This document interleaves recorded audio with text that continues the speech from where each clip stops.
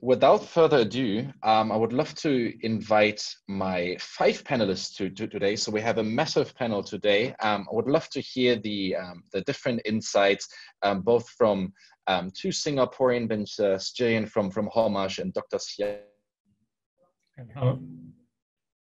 Insights, how they're tackling the space of teleconsultation or telemedicine, primarily in Southeast Asia. I have now Otto joining us from UB, a Japanese venture, now also with a second base in Singapore. Lovely to hear how UB is tackling primarily the shortage, or how they're supporting hospitals primarily.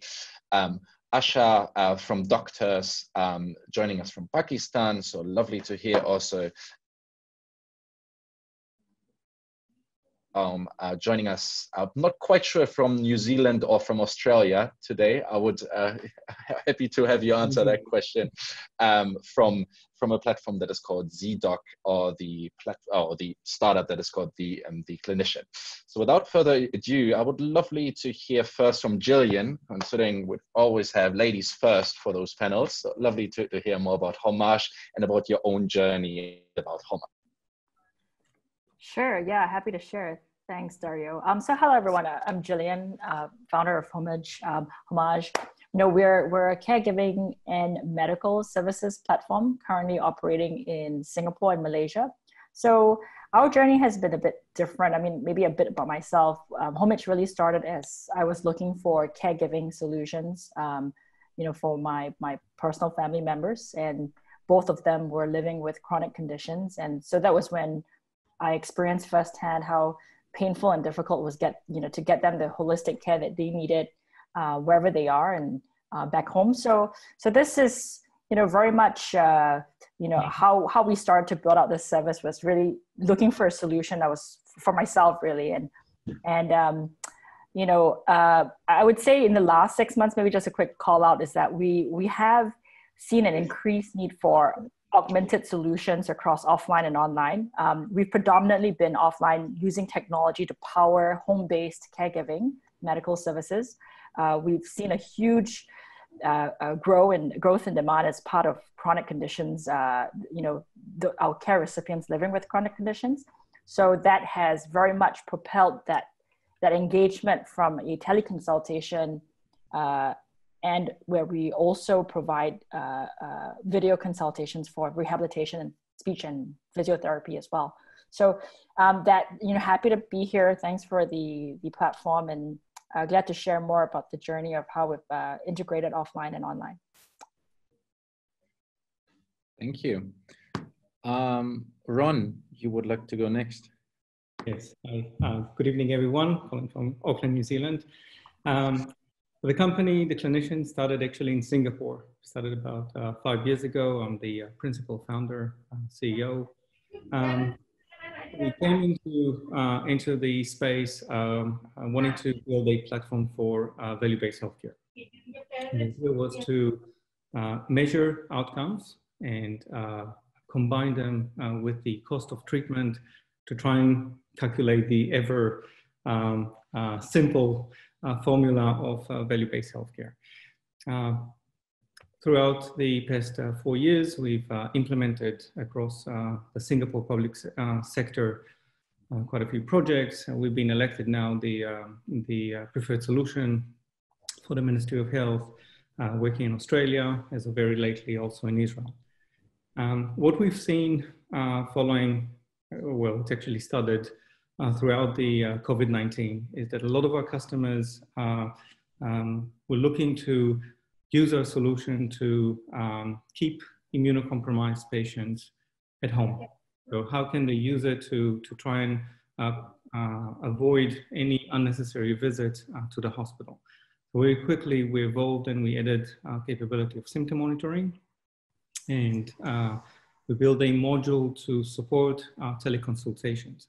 So today, the platform does the before and after service of teleconsultation, which I will touch upon as the panel progresses.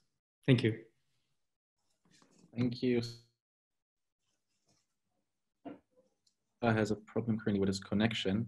No, I think we got him back. Asha, all the way over from Pakistan, would you love to also share a bit of more about the insights and helping us to understand more what Doctors is doing and how are you supporting your patients? Great, thanks Dario. Hopefully you can all hear me. So at Doctors, we're a digital health venture. We match the underutilized capacity of female doctors who otherwise would not be participating in the global health workforce. And I'll describe later on why they might not be participating in the health workforce. So we match the underutilized capacity of these doctors to the unmet needs of health seekers. And we use, very importantly, I think, especially in the context of COVID, we use trusted frontline health workers. And so we train, equip nurses or community health workers, midwives, paramedics, etc., with tablets, with 4G connectivity.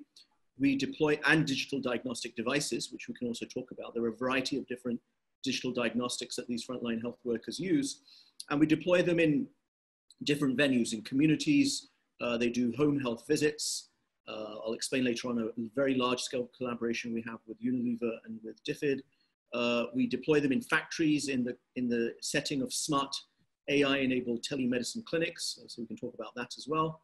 And then we also deploy them in corporate offices, although of course, because of COVID, right now, that particular vertical is I guess, is suspended, is the best way to describe it.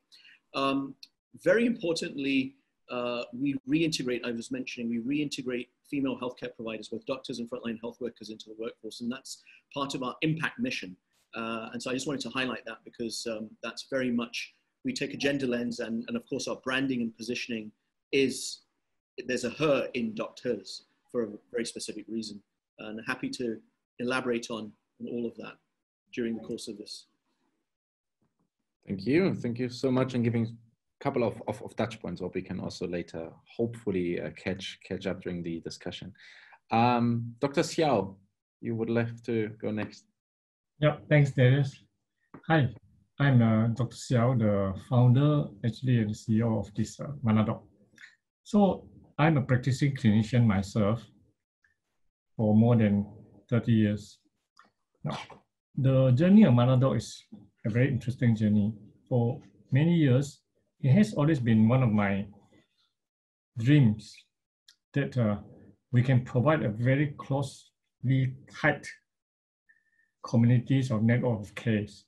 So what is so unique in Manadoc is it actually links up the providers, which we are talking about healthcare providers here, can be from doctors, nurses, paramedical staff, linking them with a huge network and community of patients and their families and friends.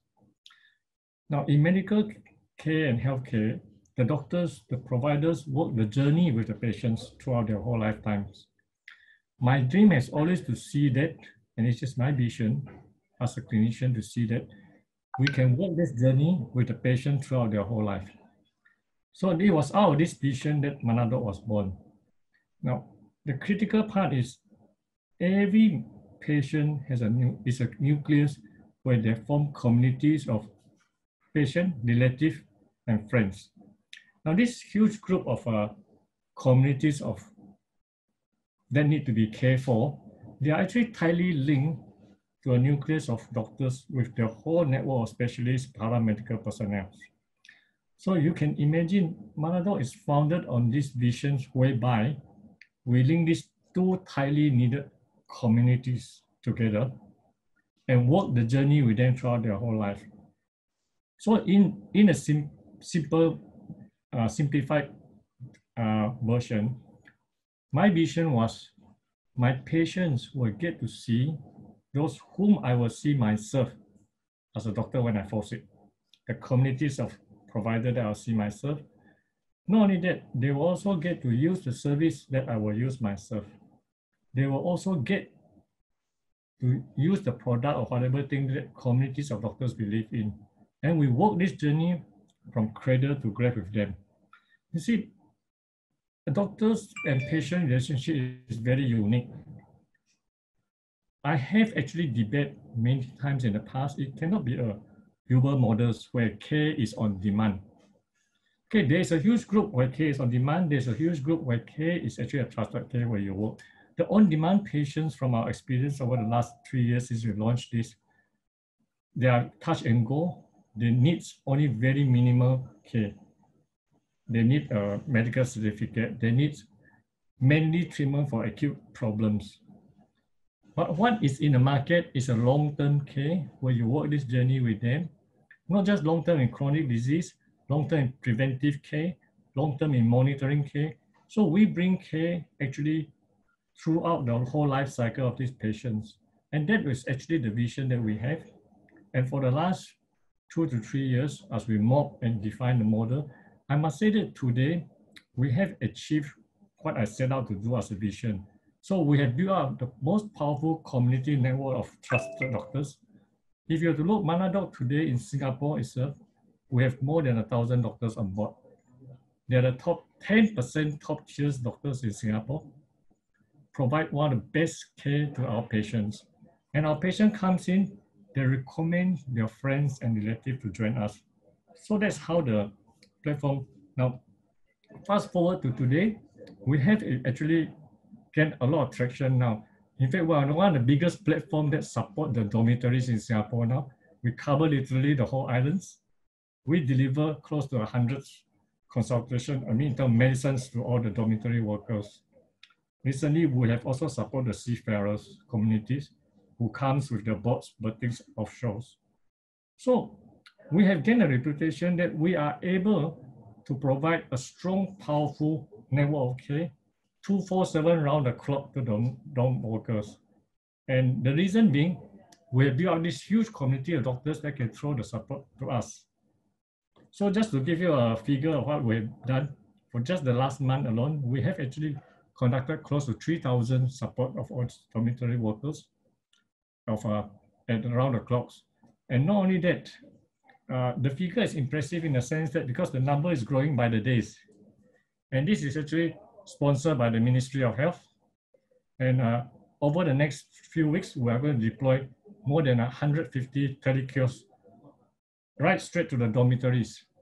So I think the record speaks for itself in the sense, why are we able to do that? Because we have this huge network of doctors, in fact, 150 doctors now that's supporting this operation. And that is something that is quite fantastic and massive. And I must be very thankful that over the years, we have managed to build out this trusted network. And the dream is slowly coming through that we are able to do that not only in Singapore, we have actually conducted cross-border care now to patients from Indonesia, to patients from Malaysia. Especially a lot of them couldn't travel into Singapore now because of COVID-19, lots of travel restriction. So the doctors on our platform, especially those specialists, they are able to conduct cross-boundary case and make sure that their patient is at least still taken care of. Yeah, Darius, thanks to you. Shouldn't talk too much.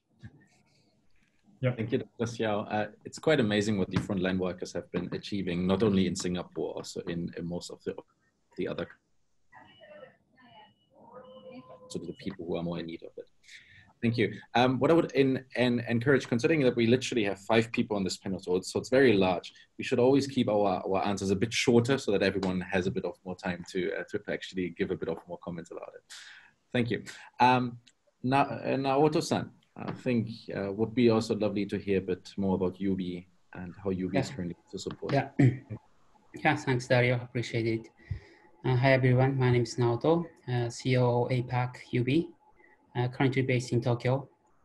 And I think our business is unlike telemedicine, which is operated by a doctor, but we do develop the sort of symptom check driven by AI, and also provide a care automation product for patients, clinicians, and health providers. And at this moment, we are operating in Japan, covering more than 200 medical facilities and getting over 20,000 medical interview results through the AI product. And through the symptom checker, as soon as people get symptom, they can go through the symptom check via app. Just takes around 5 minutes. And the AI asks the tailored questions, and as it complete, it shows the suspected disease and suggests right treatment options, whether going to GP or specialist, and even staying home. And when patients visit care facilities, we provide a tablet-based AI medical interview before the examinations. And the examination start, we provide dashboard for the doctors with the auto-generated a sort of clinical chart and differential diagnosis driven by AI disease prediction. And in addition to the AI symptom check, we streamline the clinical process by automate the clinical admin work so that clinician can engage more with patient. With this two products, we aim to cover both consumer phase and in-home and also offline facility so as to cover the entire patient journey and enable patient and HCP to take the right treatment action at the right time. And with regards to the telehealth and remote monitoring, actually, we just start to collaborate with the communication app, the biggest app in Japan, which is Rhyme. So now we are developing such a integrated system as well. So yeah, that's about it. I'm happy to elaborate. And we are looking forward to the discussion. Thanks. Aoto-san for the introduction. Actually, I would also love to have more questions also from the attendees. So if ever you have a question, please head over to the Q&A section, and I would love to channel the questions to the right person who can answer those. Probably let's start with you, Jillian, again. And actually have a nice question considering this is kind of also touching what I wanted to head into. Considering that Homash started off very much as a high-touch, face-to-face platform in the beginning, how has the current environment also channeled your solution to become more, let's call it digitally enabled, more towards the telemedicine side? And how are you now also channeling your frontline workers much more efficiently? Sure, yeah. So I think, you know, for us, even though we deploy frontline workers within the homes, that's very much powered by technology. So over the last 4 years, we've built a pool of, you know, more than now closing in on more than 2,000 care professionals across Singapore and Malaysia. You know, that's a combination of caregivers, nurses, doctors, and therapists, so rehabilitation therapists. You know, when we first started, it's very much powering. You know, we wanted to again fill that gap for the direct to consumer, increase accessibility, particularly for caregiving solutions, and that's, you know, a direct to consumer kind of access and distribution channel. Over time, we realized that, you know, we built a lot of technology. End-to-end supply chain is fully automated. You know, very much a majority of those processes are automated. In terms of onboarding and activating our care professionals, down to, of course, allowing families and care providers to access mobile technology that can ease with scheduling, logistics, payments, and all of that. So, but over time, we realized that the problem extended beyond just the consumer. Organizations also required higher interoperability. They required scalability of their services, medical services, all the way through the caregiving services, and increasingly this aspect of the care continuum, you know, delivering person-centered care. For someone living with stroke, what's needed is, of course, the medical attention, the acute attention, but in terms of what, you know, was very much mentioned by Ron and Dr. Xiao, who I really, you know, appreciated, was this aspect of long-term care and how do you enable long-term care. And long-term care, multiple parties need to come together, and what translates into primary care and acute care, typically there's been a disconnect with what it means to maintain wellness in the long term. So we definitely see that. So a stroke patient requires rehabilitation, you know, across speech therapy, very typically physiotherapy, caregiving, multiple kinds of medication refills, chronic medical reviews, screenings, you know, consistent, of course, caregiving if mobility and cognitive function was on the decline. So we really saw that. I think we really focus, and actually, in fact, my uncle has been living with stroke for many years, and I really saw that, experienced that firsthand, right? Which is this essence of, we all know healthcare is becoming more consumer directed. There is this focus on the person-centric care across the care continuum. So what does that really mean? For a platform like HomeAge, that means that for this particular person, how do we walk that journey? I appreciate that with what Dr. Xiao said with them. So increasingly, particularly with COVID, we saw that many of them required, not all medical needs can be met digitally. And that's also something we saw firsthand. You know, when you're suffering from a fracture with certain needs, so there is this triage and case management that needs to happen. Particularly, I think accelerated by the COVID period is the need to ensure that for certain non-urgent needs, you can triage that digitally. For needs that require in-person care, you can also meet that holistically. So that's what we really saw with HomeAge. And a classic example was just this week, a family, had her parent was living alone, just for a quick last touch point, living alone, homebound, required someone to go down for a medical a consult, and then required caregiving for everyday daily living activities. Used our teleconsultation platform for their son, for their young son, and then also for themselves. Actually wanted to, because of a recent injury, use physiotherapy services. So that's the model that we've developed into, I think, particularly accelerated with this augmentation, as I mentioned, that's very much needed during this period. Thank you. Probably Ron, you would like to give your point of view to the same topic, more like how can now the high touch face-to-face kind of consultation be more transverted into a more high tech low touch model, and how are you supporting also both frontline workers and the clinicians on that front? Yeah, first of all, I would like to say that I support the move to teleconsultation. I'm a former clinician myself.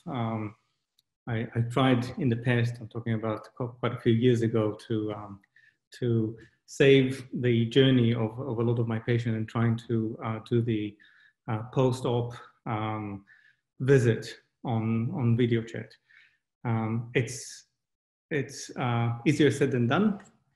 There's a lot of challenges to conduct the teleconsultation and keep it within boundaries that you can deliver I would say the same sort of service when you're face-to-face. And Gillian, it's very good that you use face-to-face. There's a lot of different terminologies of in-person, face-to-face. I would say what we've seen with this pandemic, with COVID pandemic, is that there was a very quick uptake of a lot of services between dietitianists trying to conduct the visits with patients undergoing chemotherapy. We're trying to push them all in remote. And I can say, without breaching NDA and such, that in Australia, one of the states have shifted 30% of their visits immediately into virtual care. And that actually caused a different problem where they're trying to address it now, is that their funding is not billed for virtual care. So all of a sudden they're unable to charge back, talking about public system, for those visits that they would usually do in person. But overall, this new norm has started, and we are seeing every day more and more customers jumping on board, applying new types of services. I can just mention there's now things between telepsychologists to tele-rheumatology, and we're seeing new projects coming every day, which is great. Having said that, I'm coming back to where I started, is that it needs to be audited. You need to make sure that when you do deliver this virtual consult, you adhere to guidelines that you would usually have in the clinic. I can give you as an example, in telepsychology, for example, when you're dealing with different types of behavioral conditions, you need to make sure that the person in front of you is sitting comfortably and doesn't have any other participant in the room, something that you can control when you're seeing the patient in front of you. So you actually need to verify that beyond the lens that you're seeing, the environment is suited in terms of privacy and security for the patient when you're taking it on. To things like assuring that the instructions that you're giving the patients to follow medication or other are well perceived and understood. Again, in the clinic, it's easier when you're in person to understand from a body language whether or not the patient has picked it up. In virtual environment, it's a lot harder. So yeah, I can go on and on, but I'll let other people. I can understand that. No, it's definitely fascinating. I will also come back to the triage service a bit later. It's quite important to understand how can patients be better triaged so that not everyone actually has to see a clinician moving forward. Asha, you want to give your insights a bit more about Pakistan, and then how you also then supporting both frontline workers and your patients on that front. Sure, thanks, Dario. So one of the things which is quite common in our part of the world, in emerging markets like Pakistan, India, Bangladesh, it's also actually true in Indonesia, Philippines, Vietnam, etc., is that there's a very large urban-rural mismatch. And by that I mean that a lot of the healthcare infrastructure and resources are concentrated in big cities, Karachi, Lahore in the context of Pakistan, whereas the unmet need largely exists in rural areas. 2/3 of our population still lives in rural areas, although there is quite rapid urbanization happening. What that means is that even in the context of, actually in that particular setting, the role of telemedicine actually becomes very, very, very, very beneficial, in the sense that now those rural beneficiaries can be connected for the first time directly, from their villages. So we're working with Unilever and DFID in a project where we're interacting with beneficiaries in 3,000 villages. So we have frontline health workers who go door to door, who interact with beneficiaries, provide them with access to a variety of different specialists and primary care physicians. They do a lot of digital diagnostics. They can do screenings, point of care for a variety of different diseases. So we're essentially taking primary care, which originally in our part of the world was delivered in tertiary care settings, and moving it right to the front lines. And so what that does is that it alleviates the burden and saturation of tertiary care. In our part of the world, tertiary care centers were the venue of choice for primary care. So most villages or peri-urban residents, even living in the outskirts of large cities, would come in and use tertiary care hospitals for their primary care, because that's really the only place where they could feel comfortable that they would get some form of quality care. And so I think one of the silver linings, if you will, to the COVID cloud is that we now have a situation where we've expanded access through telemedicine to millions of people who did not have access to healthcare or quality healthcare to begin with. And I think that's definitely one of the biggest impacts we've seen in our country as well as in our part of the world. Is this then primarily for you primary care support, or is it more on the rehab side and care management and disease management front? So we have a connected care model. So we believe very much in continuity of care, and we see our role at doctors to be that curator of that patient journey. So every interaction that happens in the healthcare system ideally should be curated by us, whether it's referring to a specialist, scheduling that appointment, referring them to a lab, a partner lab, or a pharmacy. So we have an ecosystem of partners, about 500 or so healthcare venues, hospitals, clinics, pharmacies, labs, which are part of our what we call participating network. And we refer within that ecosystem. And what that does is two things. Number one is that we have electronic medical records, which are accessible at each of those venues, which is very, very important, again, for continuity of care, because again, in our part of the world, the healthcare system in general is highly fragmented, and health systems don't share information, and they're generally not interoperable in terms of the way they operate. And so creating this type of ecosystem which shares information, which creates a cashless digital patient experience is actually really, really valuable from a patient perspective.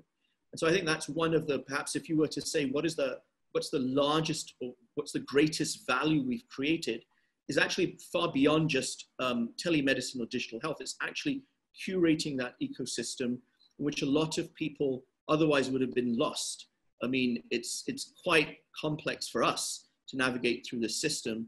And you can imagine if you're semi-literate from a rural village, how daunting that prospect is of having to navigate, self-navigate if they have to, and figure out how to interact with different healthcare providers in that system. So I think perhaps that, from our perspective, is the greatest value that we bring to our members, to our patients. Absolutely, thank you. Probably switching a bit gears, considering I have tons of questions also on the right side. Probably to Dr. Xiao, because I think that makes sense, considering that you were talking about that you're working also with the Ministry of Health around giving access to the workers' homes. What is the regulatory approval you're having there, and are there any reimbursement schemes for health insurances already available in the markets you're operating? So not only in Singapore, but also in other markets, so that insurances can actually also support the spread, let's say, of telemedicine solutions in the different markets. You're on mute. You need to unmute yourself, please. Yes, thanks. Now, the way I look at the whole big picture is we can't turn back the clock. Ministry of Health in Singapore actually is supporting generously the use of telemedicine now. For the delivery of this care to the foreign workers, the migrant workers in our population, the whole operation is actually funded by the Ministry of Health. Most likely to the tune of a few millions.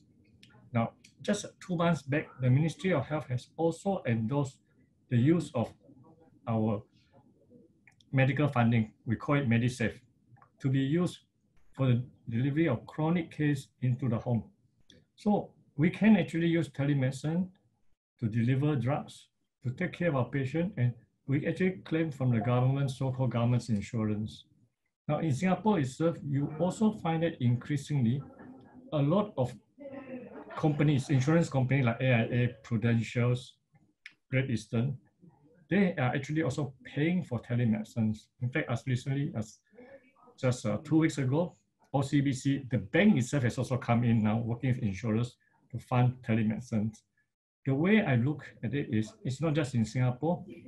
I'm quite sure Ron is familiar. In Australia, the government has opened up the coffer to actually pay for certain groups of patients to be paid, to be seen, and they are actually being billed by the government for care of chronic diseases above certain age group and all this. Now this funding post-COVID, if there's any post-COVID at all, is likely going to be continuing. The reason being, telemedicine is extremely efficient means of supporting care. They are highly affordable, highly accessible, and offer an instant care in the way that we have managed to do it over the last couple of months. People don't have to queue up. We can do a lot of pre-triaging, especially for COVID-19. We have been doing that actually aggressively in Singapore. The clinic themselves pre-triage the patient even before they come. And we actually decant them to the right place, you see. And that's how we use it to the maximum. And in fact, for Maladoc, if you were to see that, for the last few weeks, we have actually worked with Omron, and that was actually being worked in the process for almost a year, and we finally launched the use of remote monitoring of blood pressure set into the home. I will share a link here to you guys. This is a Facebook link of, there will be a detailed write-up of how we deliver this, one of the very first in the world of ecosystem. Now, traditionally, you can remote monitoring your patient, what Manado has done is to take this further one step. It's a care that not only initiate from the patient. In Manado, there is actually a provider-initiated care. So we offer a bi-directional care. Any of the abnormality, the blood pressure is picked up automatically, and it can be actually automatically prompted by the doctors back to the right patients. So I just, Ron, Darius, you don't mind, I just type this link up for you guys to have. Yep, you can please share it in the chat function. That would be great. Yeah, thank you. That is great. Excellent. You are mute. You are mute again. I can unmute you. Let me unmute you. Oh, I think you can click yourself. Yeah. So that allowed us to not just take care beyond the traditional telemedicine. We have taken telemedicine care to so far going beyond patient-initiated care to provider-initiated care. And within the whole ecosystem of Manado, it's not just in terms of monitoring of parameters. We're talking about abnormal lab result. We're talking about any of such thing can be initiated by the doctor and say, look, come on, we need you to come back to us. We need you to do certain things. Like recently, I give you guys a great example of what we guys have been doing now there's a huge dengue outbreak in Singapore now. Now, a lot of our patients, they don't go to hospitals. We monitor them on a day-to-day basis. So the patient will come and do a blood test on me in the morning. By evening, within the next 6 hours, I have her or his result. We'll send it back straight away to the patient and say, look, this is your reading. Your platelet is dropping or stabilizing. You come tomorrow or you go to hospital now for a transfusion. That was once not possible. The patient will live in fear, wondering what's the outcome. Or last time we used to send all of them straight to the hospitals just to be monitored. This is no longer the case. And we manage so many of these infectious disease beyond the four walls of the clinics now through telemedicine, through the powerful delivery of lab result, prescription medicine. What you say you can dream of, you can do. Yeah. And of course, we believe that more than 70 to 80% of cases, clinical cases, can actually be seen by telemedicine without face-to-face. Yeah. Excellent. Many thanks for the insights. Actually, we had a second poll currently running, and actually 61% of people actually saying that they never used a telemedicine solution. Neither myself, by the way. So I'm always amazed that everyone is currently talking about telemedicine. You don't necessarily see many people actually using it yet. So I'm actually looking forward of seeing it more expanding and being more used primarily for the people who actually don't need to see a physician face-to-face, because it can be just a quick phone call away. Cool. So again, shifting a bit. The amazing part is this: the people who use it never look back. Exactly. My experience is such that those who has used it, in fact, I have patients in their 60s, 70s, even 80s, who have a smartphone and they use it. Say, look, I don't want to go to clinic. Please send a medicine to my house now. That's interesting. So there's a huge mind shift. Is if you haven't used Uber Eats or Grab to deliver food to your house, you may never use it. But the moment you find the convenient and the instant care, you don't look back. You should try. Exactly. Oh, excellent. Shifting a bit gears again. Now, Otto, going back a bit to the triage service and triaging the patient, right? Probably then you can also give a bit of a case study, how UB is supporting the hospitals in Japan. You're having basically then moving forward from actually sending the patient to the right specialist using also your system. And then probably Ron can continue from there, because I think you're doing a similar excellent job primarily in Australia and New Zealand. So happy to hear what's the difference of it. Now to San. Yes. Yeah, basically we are covering the primary care, and now it's focus, and we are seeing quite a lot unnecessary medical care as well, and due to the lack of informations or misinformation spread out in Japan. So we aim to cover people in home first. So they try to search the symptoms in Google in normal. So, but it's really hard to find the suspected disease and to find the right care facilities, right treatment options, because it's simply lack of information by clinical context. So we do support them by our clinical data set and the disease prediction AI, which is trained and validated by top hospitals and top physicians in Japan. And once we find more complicated case, for example, like a COPD, asthma, so we guide them straightly to specialists. So even we skip GP as we suggest. Or if it's actually the mild symptoms can be treated by GP, we suggest a GP based on the present location and so on. So in this case, patient basically can shorten the treatment duration rather than stuck in GP or to avoid necessary visit to GP.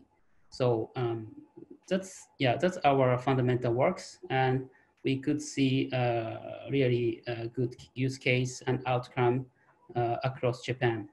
How many diseases are currently in your tracker? If I can throw the question in.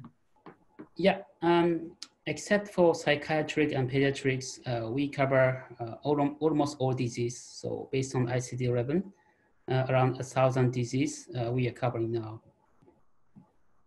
Excellent, impressive. And it's only currently available in Japanese, or have you started translating your service? In English, yes, now on development. Actually, we deploy the English symptom checker, now available in Singapore and Philippines. So you can check this out. Excellent. Thank you. Ron, you would like to add from your triaging back in Australia and how you're supporting that? Yeah. I would like to stress that, by the way, we are primarily working in Singapore. So in the public sector in Singapore. Australia, it's a market that we entered in late 2018, but Singapore is our launchpad. ZDoc is a platform that sits between the PES and the EMR. So between the patient administration system and the electronic medical record.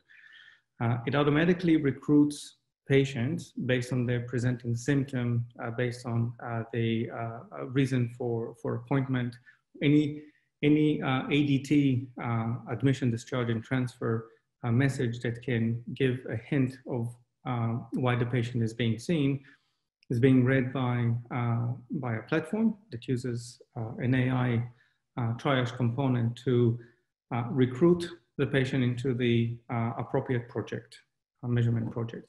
So I'll give you a simple example. When a patient is coming for initial visit for undergoing a hip replacement, it will recognize that, let's call the patient Paul, that Paul will have his surgery in 2 weeks' time.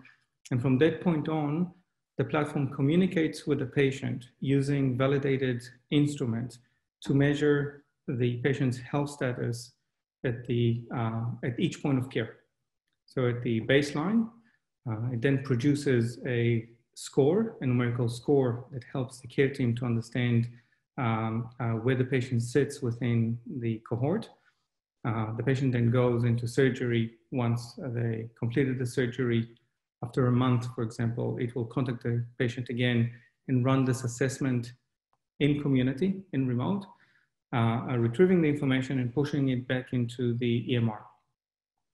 Now, through this measurement that are used for a variety of purposes, between benchmarking to increase the quality of care, the platform also generates alerts.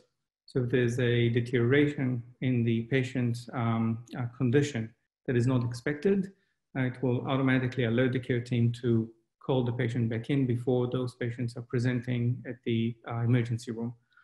For example, a patient that has been put on beta blockers, if all of a sudden they start producing cold sweat 2 days later, and this is being reported using the validated instruments, or they're reporting dyspnea using, here for the doctors on the panel, using the Rose dyspnea scale, and there's a change in score, it will automatically generate a alert, alerting the triage team at the hospital, where they can call the patient back in before they present at the emergency room.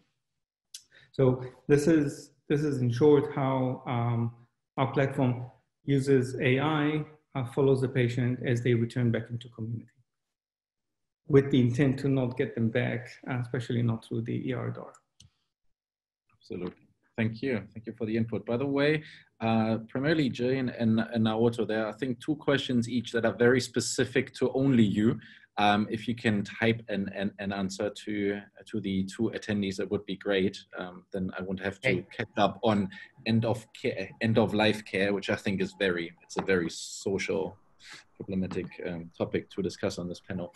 Okay. However, I would love to promote the question here from Pinky, who's asking primarily, how can pharma collaborate and support the uptake of telemedicine and telehealth in a credible and compliant way? And what my panelists have to say about this particular panel. Is there anyone, probably Asha, because you have a partnership also with I think with a couple of pharma companies as well. How do you see that pharma can more support to the implementation there? Sure, thanks for that question, Dario. So I actually also responded in text, but I'll elaborate on this. So from our perspective, one of the biggest value adds that the pharmaceutical industry can do is to help link telepharmacy to telemedicine. And I'll give you an example of that. So if I'm a patient or a consumer on a healthcare platform, my ideal experience is if I have a teleconsultation, a video consultation with a doctor, the doctor prescribes digitally through that platform. A telepharmacist, a licensed pharmacist, is accessible on the same platform to provide me with any kind of counseling, advice regarding the medication, how to take it, contraindications, potential adverse events, et cetera, So a typical experience maybe that you'd have from an educated, qualified pharmacist, let's say at Boots, which is a popular chain in the UK, let's say, and to have that experience all curated through a single platform, and then to have the prescription either delivered to your home, couriered, or if you happen to have a frontline health worker close by, have them actually already have a pre-existing inventory which they can share or drop off. So we're actually already testing this model at scale with Unilever and with DFID with 150 frontline health workers. It's essentially a village retail pharmacy model. And again, the idea there is that people can now access medicines in real time, straight from a frontline health worker, prescribed digitally through a platform, which the frontline health worker connects doctors and pharmacists to. So that kind of holistic experience from a patient perspective, that patient journey, is something that pharmaceuticals can really help to promote and to co-finance. I think that aspect or that part of it is missing right now. I haven't not yet seen telepharmacy models merge very deliberately with telemedicine models, and I think that's where the opportunity lies, at the convergence of these two. Excellent. Many thanks for that. Is there anyone who would love to also touch on that question? Else I would have one last question before I unfortunately need to wrap up then this panel. So anyone wants to add to Asha's recommendation?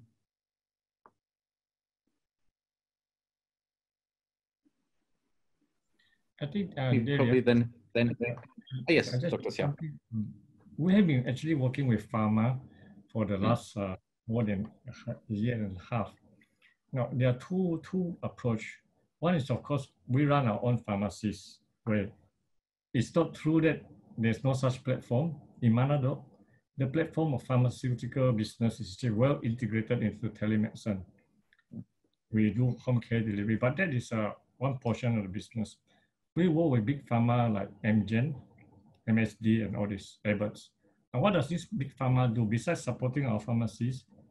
If you deep dive into our ecosystem, we actually send out educational material related to disease condition specifics to the pharma. Now, the broadcast goes straight to the doctors. It also goes straight to the patient to feedback to them on relevant medical information very closely.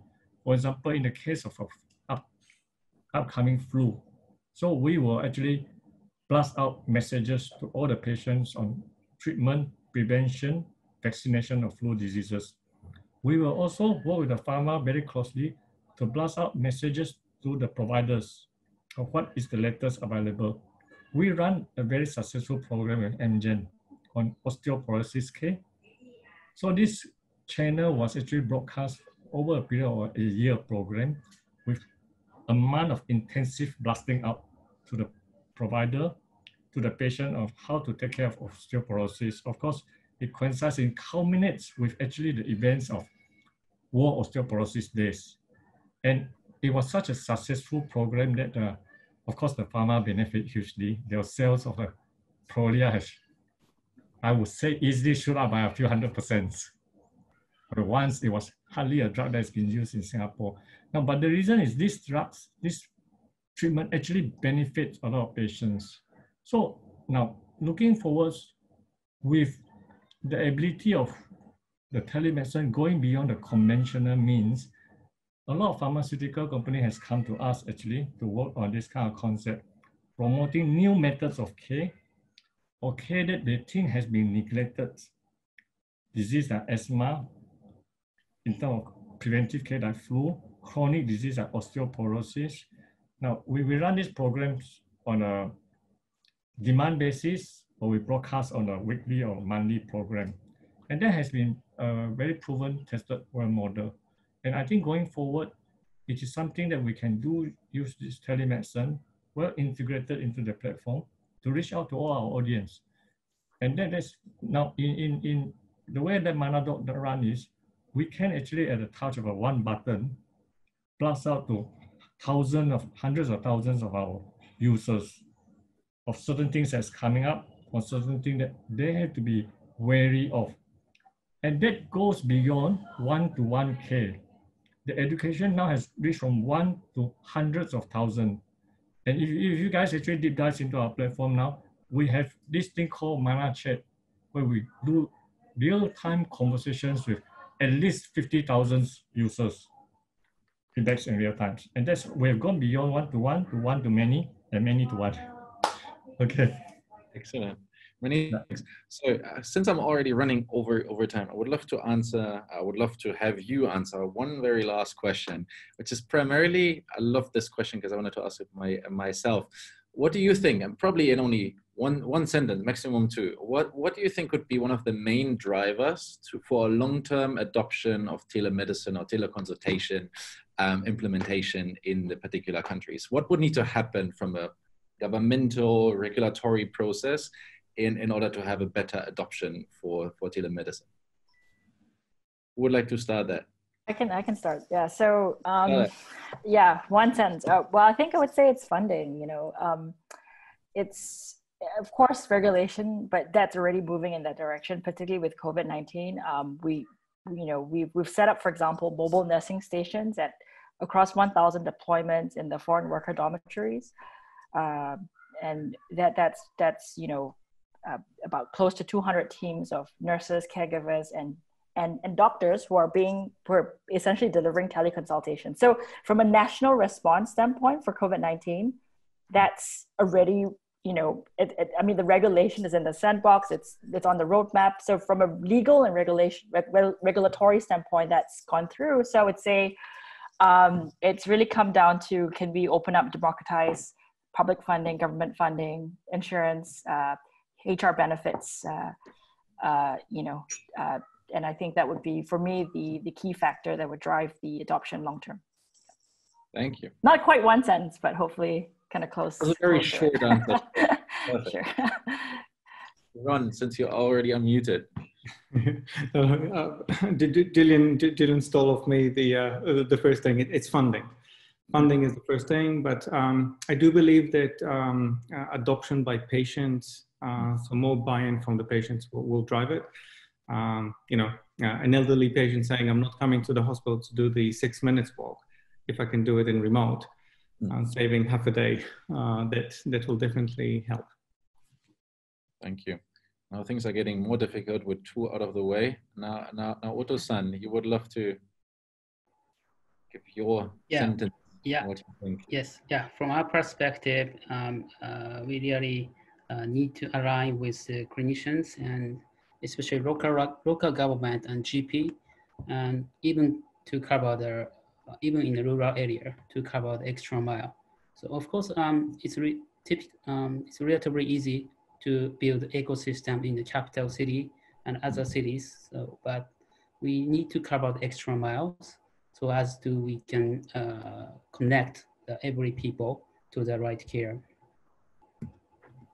Thank you. Asha or Dr. Xiao would like to go next. Okay. Funding and regulatory will be a pass. You can see that the funding is already coming. In fact, my perception on the ground is actually the provider, the doctors. Now, it affects the core of the business of the doctors. Many doctors are very unwilling to jump on this bandwagon because every patient that is seen by telemedicine is one patient lost from face-to-face encounter. Now, is the abilities of the patient, the doctors turning around and say, look, telemedicine is good for my practice, it's good for my patients.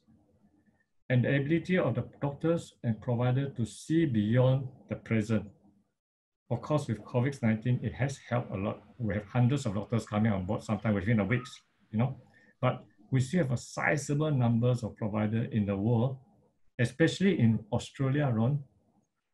A lot of doctors are not willing to come on board and use telemedicine because that will affect their bottom line. Yep, that's it. We have to change their mindset.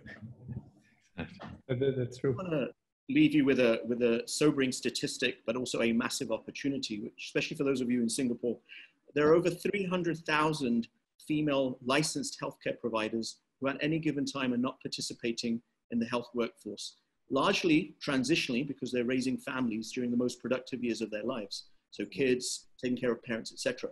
So one could say it's a voluntary exclusion from the workforce, but it's not really voluntary because in an ideal world, the health system would be more agile and would accommodate those needs. So telemedicine gives them the opportunity to reintegrate into the global health workforce. And this is true in both developing countries as well as industrialized nations. And so for those of you in Singapore and other industrialized nations, tapping into that massive pool of underutilized talent, I think, is a huge opportunity. And I would encourage you to really leverage that opportunity because they are there and they're waiting for you to reach out to them. Excellent. I think that was a very great panel, very great insights we got here from everyone. I think I don't hear myself, Helen. I thank you all for joining us and giving your valuable insights. It's always great to hear also from different perspectives, different kind of angles in the telemedicine space. So lovely to hear more also in future about that. Many thanks. Thank you. Thank you. Thanks.